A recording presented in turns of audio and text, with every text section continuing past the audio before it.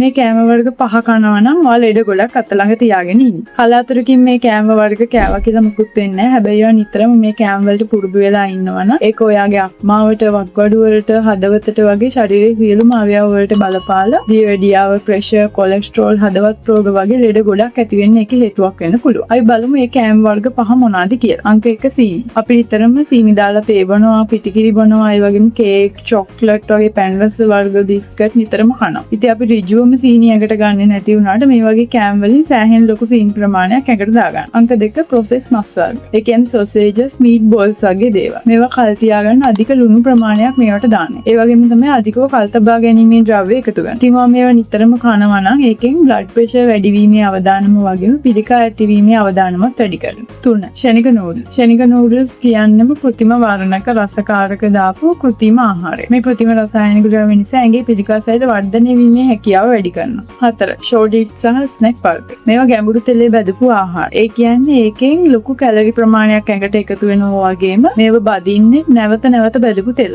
ඒ හින්දා පිළිකා සෛල ඇතිවීමේ අවදානමත් වැඩි කරනවා. අංක 5 ෆයිට් රයිස් නම් කොත්. මේවට අධික ලුණු ප්‍රමාණයක් වගේම කෘතිම රසකාරක ද්‍රව්‍ය සෑහෙන්න එකතු කරනවා. ඉතින් මේවා එක දවසක් කෑවා කියලා මුකුත් වෙන්නේ නැහැ. එනකොට ඔයා පුරුද්දක් විදිහට නිතරම කනවා නම් මේකෙන් ඔයාගේ වකුගඩු වලට, අක්මාවට, හදවතට වගේ ශරීරයේ සියලුම අවයව වලට හානි කරලා දියවැඩියාව, ප්‍රෙෂර්, කොලෙස්ටරෝල්, හදවත් රෝග වගේ රෝග රැසක් ඇති වෙන්න මේක හේතුවක් වෙනවා. ඔයත් මේ කෑම කන්න පුරුදු වෙලා ඉන්නවා නම් මේවා කන එක ටික ටික අඩු කරන්න පුරුදු වුණොත් ලෙඩ ගොඩකින් ආරක්ෂා වෙන්න පුළුවන්.